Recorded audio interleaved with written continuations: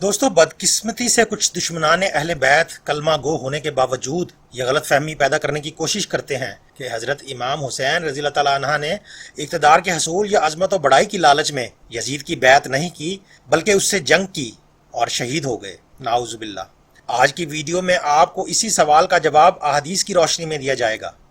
شیر خدا حضرت علی رضی اللہ تعالیٰ عنہ کی شہادت کے بعد 6 ماہ تک خلافت کے امور حضرت شہزادہ حسن کے پاس رہے، لیکن پھر حضور اکرم صلی اللہ علیہ وسلم کی حدیث کے مطابق کہ میرا بیٹا حسن سردار ہے اور جو 2 گروہوں میں صلح کروائے گا اور خون ریزی روکے گا۔ تاریخ گواہ ہے کہ کیسے اہل بیت نے صلح صفائی سے اقتدار کو اپنے گھرانے سے منتقل کر دیا۔ جہاں تک سوال عزت و آبرو اور جاہ و جلال کا ہے تو بھلا نبی پاک صلی اللہ علیہ وسلم سے جو نسبت حضرت امام حسین رضی اللہ تعالیٰ عنہ کی تھی، کیا اس سے بھی زیادہ کوئی عزت کی بات ہو سکتی ہے کسی کے لیے؟ بے شمار احادیث موجود ہیں اہل بیت کی پاکی اور عظمت پر، لیکن یہاں ہمارا موضوع یہ ہے کہ آخر کربلا کا اتنا بڑا واقعہ کیوں رونما ہوا؟ اس واقعے کی بڑی وجہ یہ تھی کہ یزیدیوں کا فسق و فجور اور رقص و سرور گلشن اسلام کو اجاڑنے پر تل چکا تھا، لیکن یہ نواسۂ رسول صلی اللہ علیہ وسلم، جگر گوشہ بطول اور شیر خدا کے شیر حضرت امام حسین رضی اللہ تعالیٰ عنہ کے لیے ناممکن تھا کہ وہ یزید جیسے ظالم و مذل، فاسق و فاجر، ننگ انسانیت شخص کی بیعت قبول کر لیتے اور اسلام میں موارثی بادشاہت کا نظام قائم ہو جاتا۔ اور رہی بات کربلا کو جنگ کا نام دینے کی، تو کیا آپ بتا سکتے ہیں کہ کون سے جنگجو اپنے معصوم بچوں اور عورتوں کو لے کر میدان میں جاتے ہیں؟ اصل میں انہوں نے عظیمت کا مظاہرہ کیا اور بے سر و سامانی کے باوجود فسق و فجور اور باطل کے سامنے ڈٹ گئے۔ ویسے تو یزید کے کرتوتوں سے تاریخ اسلام کے کئی صفحات سیاہ ہیں، لیکن ان میں سے 3 حد درجہ قابل مذمت اور اس کے لعین ہونے پر شاہد عادل ہیں۔ یزید کے 3 ایسے بڑے کارنامے ہیں کہ جسے تاریخ اسلام رہتی دنیا تک نہ بھول پائے گی اور نہ ہی معاف کیا جا سکے گا یزید کو۔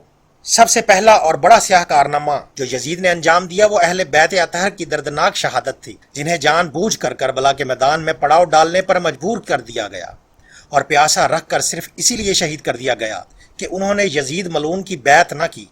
کچھ لوگ کہتے ہیں کہ اس میں یزید کا کیا قصور ہے؟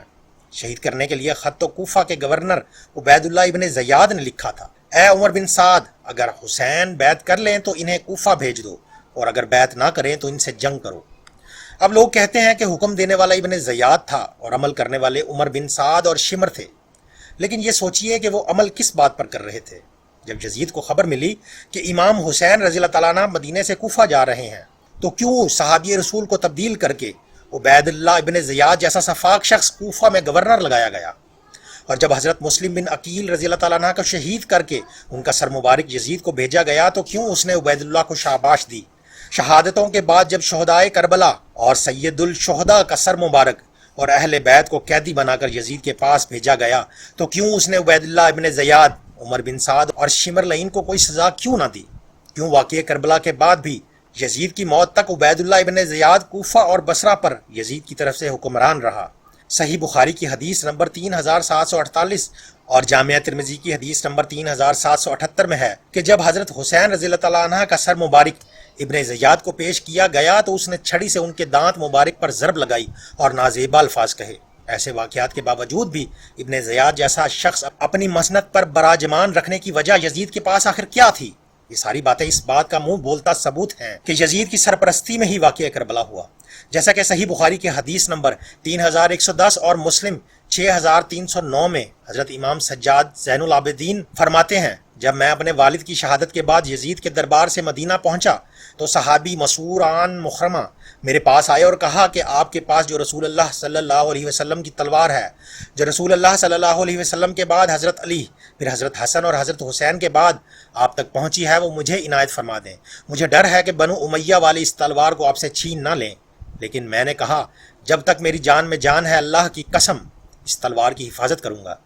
یزید کا دوسرا سیاہ کارنامہ یہ ہے کہ اس کی فوج نے مدینہ پر حملہ کر کے وہاں بے پناہ ظلم اٹھائے۔ امام احمد بن حنبل جو کہ امام بخاری اور مسلم کے استاد ہیں، ان سے ان کے شاگرد مہنا بن یحییٰ نے یزید کے بارے میں مدینہ پر حملے کا پوچھا تو آپ نے فرمایا، یزید وہی ہے جس نے مدینہ والوں کے ساتھ وہ کرتوت کیے جس کی مثال نہیں ملتی، اور اس نے مدینے کو لوٹا۔ یزید کے مدینہ پر اس حملے کو واقعہ حرہ کے نام سے جانا جاتا ہے، جہاں پر یزیدی فوج نے قتل عام کیا اور مدینہ کی حرمت کو پامال کیا۔ اسلامی تاریخ کا یہ سانحہ یزید کی حکومت میں سن 63 ہجری میں پیش آیا۔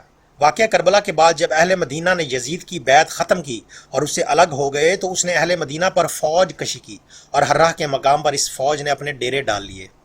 اسی وجہ سے اس واقعے کو واقعہ ہرہ کہا جاتا ہے، اور اس واقعے میں صحابہ کرام رضوان اللہ علیہم اجمعین کو بھی نہ بخشا گیا۔ کئی دن لوٹ مار اور قتل عام جاری رہا، یہاں تک کہ تمام لوگ اپنے اپنے گھروں میں پناہ گزین ہو گئے۔ بہت سے صحابہ کو بھی شہید کیا گیا، اور اس وقت مسجد نبوی میں حضرت سعید بن المسیب جب نماز کا وقت ہوتا تو روضہ رسول صلی اللہ علیہ وسلم سے اذان کی آواز شروع ہو جاتی تھی۔ حضرت سعید بن المسیب فرماتے ہیں کہ جب نماز کا وقت ہوتا میں قبر شریف سے اذان کی آواز سنتا تھا، پھر اقامت بھی ہوتی تھی اور میں اسی اقامت سے نماز پڑھتا۔ ان دنوں مسجد نبوی میں میرے سوا کوئی نہیں ہوتا تھا۔ کتب احادیث اور تاریخ کی کتابوں میں اس کے دلائل موجود ہیں، جبکہ علامہ ابن کثیر نے مدائنی کے حوالے سے البدایہ والنہایہ میں لکھا ہے کہ یزیدی فوجیوں نے بہت سی پاک باز لڑکیوں کی عزت کو لوٹا اور 1000 صحابیات اور تابعات بنا شادی کے حاملہ ٹھہریں۔ روح لرز جاتی ہے یہ روایت پڑھ کر، اللہ اکبر۔ اور 3 دن تک مسجد نبوی میں گھوڑے باندھ کر رکھے گئے اور مسجد نبوی میں نماز نہیں ہوئی۔ صحیح مسلم میں 3323، 3319، 3339 سے لے کر 3333 تک یہ 15-20 احادیث ہیں جن کا لب لباب یہ ہے کہ آپ صلی اللہ علیہ وسلم نے فرمایا، جس نے اہل مدینہ کو ڈرایا، اہل مدینہ کو دھمکایا یا مدینہ والوں پر ظلم کیا، اس پر اللہ کی لعنت، اللہ کے فرشتوں کی لعنت اور تمام لعنت کرنے والوں کی لعنت۔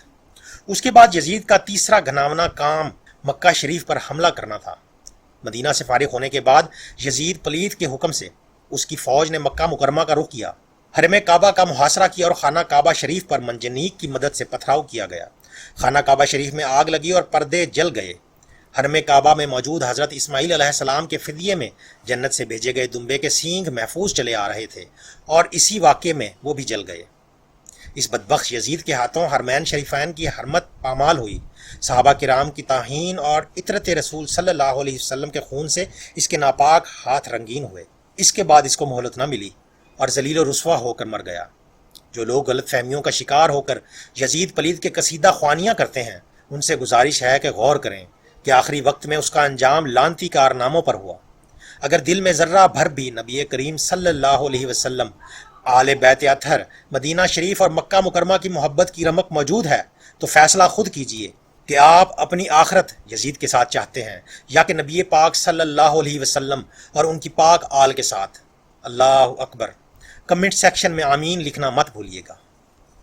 چینل پر نئے آنے والے تمام دوستوں سے گزارش ہے کہ ہمارے اس چینل کو ضرور سبسکرائب کر لیجئے اور ساتھ دیے گئے گھنٹی کے بٹن کو ضرور دبا دیجئے تاکہ ہماری یوں ہی ملاقات ہوتی رہے۔ تو ملتے ہیں کسی اور ویڈیو میں، تب تک کے لیے اجازت دیجئے۔ اللہ نگہبان۔